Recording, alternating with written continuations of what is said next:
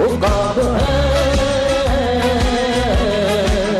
یقین بے مثال ہے، یقین بے مثال ہے، یقین بے مثال ہے، وفا میں لاجواب ہے۔ راشد منہاس نے 13 مارچ 1971 کو پاک فضائیہ میں بطور کمیشن GD پائلٹ شمولیت اختیار کی۔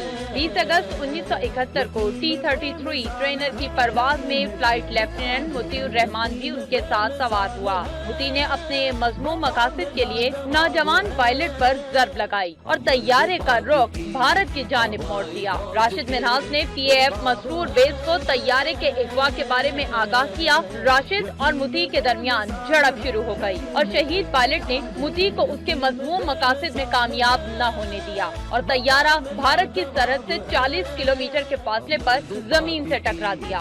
راہ حق کے شہیدوں، وفا کی تصویروں، تمہیں وطن کی ہوا